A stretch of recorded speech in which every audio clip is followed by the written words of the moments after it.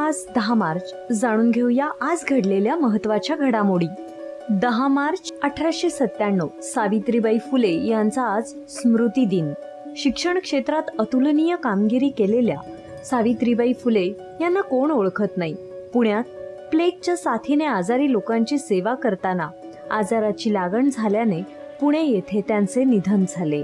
महाराष्ट्राचे सुपुत्र प्रसिद्ध कवी मंगेश पाडगावकर यांचा आज जन्मदिवस. या जन्मावर या जगण्यावर शतदा प्रेम करावे, या आणि अशा अनेक कवितांमुळे घराघरात लोकप्रिय झालेले ते अजरामर कवी. 10 मार्च 1969 केंद्रीय औद्योगिक सुरक्षा दलाचा स्थापना दिन.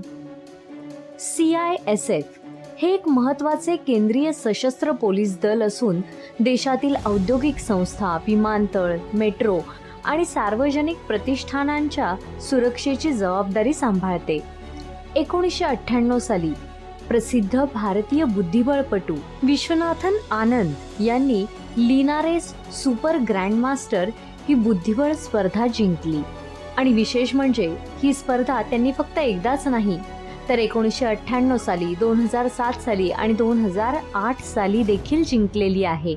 विश्वनाथन आनंद हे 5 वेळा जागतिक बुद्धिबळ चॅम्पियन ठरले आहेत. 1876 साली अलेक्झांडर ग्रॅहम बेल यांनी टेलिफोनवर पहिल्यांदा यशस्वी संवाद साधला. 1972 साली वेलकम थिएटर निर्मित, विजय तेंडुलकर लिखित आणि कमलाकर सारंग दिग्दर्शित सखाराम बाइंडर या नाटकाचा पहिला प्रयोग दादर येथील शिवाजी मंदिर येथे झाला. 10 मार्च 1977 युरेनस या ग्रहाला शनी ग्रहासारखी कडी असल्याचा शोध लागला.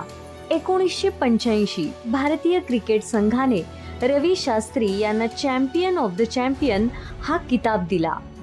दिनविशेष जाणून घेण्यासाठी आणि अशीच इंटरेस्टिंग माहिती मिळवण्यासाठी डीप इन्फिनिटी चॅनलला आत्ताच सबस्क्राईब करा.